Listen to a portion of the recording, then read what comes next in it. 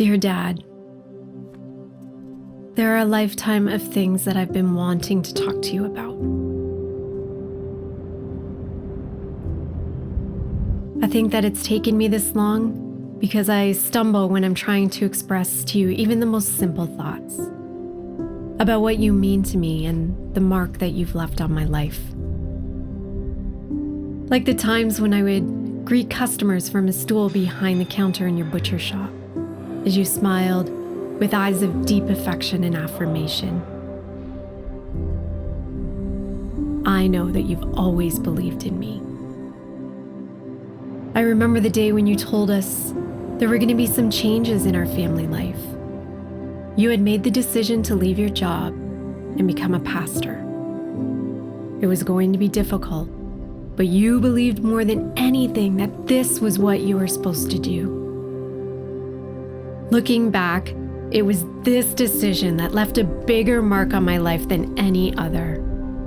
Something happened in my little heart that would go on to shape the course of my own life.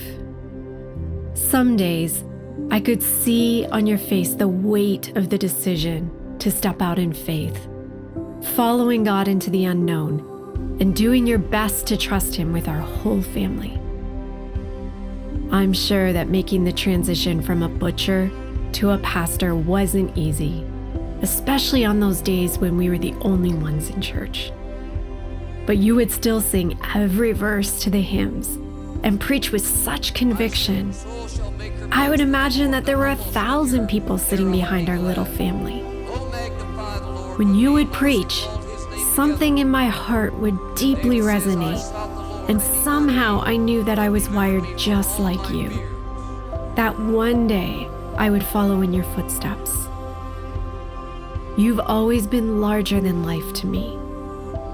As a little girl, you would always remind me that there was nothing more important than having faith. That's the way you've always been, Dad. Trusting God with the things most dear to you, with a faith that has always seemed unshakable.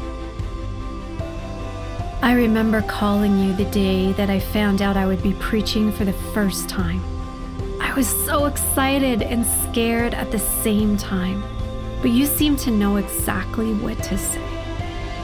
Through it all, I've never forgotten what it was like, watching you preach, watching you lead, learning from you as you cared for people, and watching you go after God's calling and purpose for your life.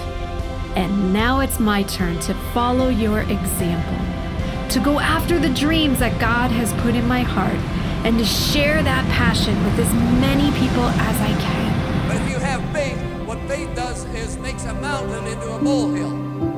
Fear makes a molehill into a mountain. Remember that this morning, and faith can move mountains.